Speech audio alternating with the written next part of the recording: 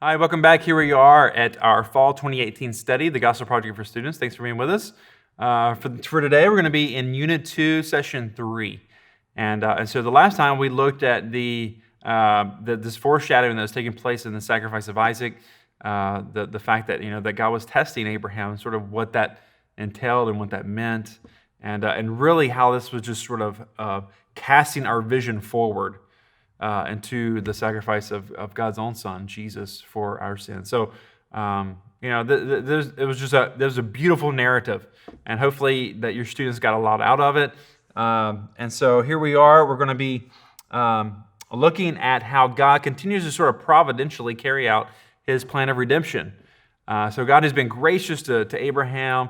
Abraham, after all these years, he has messed up, big time in certain respects.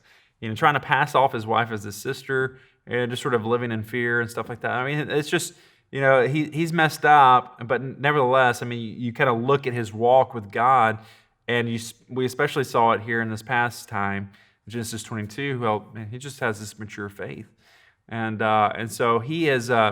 We've obviously have seen him grow in his beliefs, and so here again we see just this resolve in God to continually carry out His promises.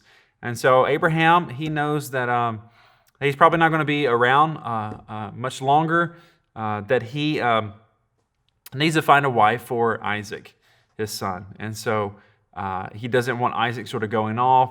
Perhaps, he wouldn't come back. He knows that Isaac and his descendants after him, they're going to inherit this land, the land that they're in, and that he doesn't want him going off and sort of just getting stuck in another place or not coming back. So Abraham's focused on this promise from God, and what he does, he sort of commissions his servant to go and to find Isaac a wife, and so we kind of read through this narrative. It's so interesting, the things that takes place, and one of the things though that's really that comes smacks us right on the nose is just God's providence. We see this. And so this is helpful, right? Because we see God's providence not only in the big things, continually to keep his covenant promises to Abraham and stuff, but he's in the small details. Here we have Abraham's servant, asking and praying, earnestly to God, about finding Isaac a wife and the situations that would take place and the signs that he would recognize. And so we just see God in the details.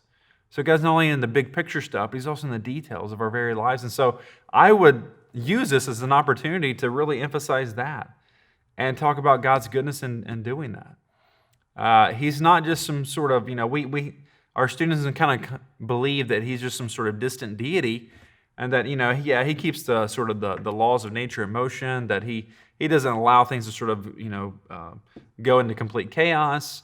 But for the most part, He's a spectator in the sky. No, that's not it at all.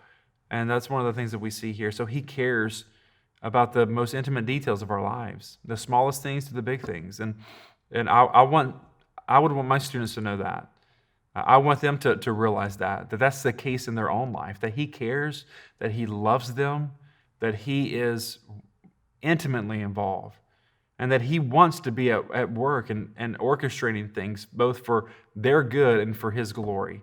And so definitely take some time elaborating on that, and in addition to some of the other stuff that we kind of point out. And I think that you have a great session. So we will see you here next time for Unit 2, Session 4. Thanks for being with us.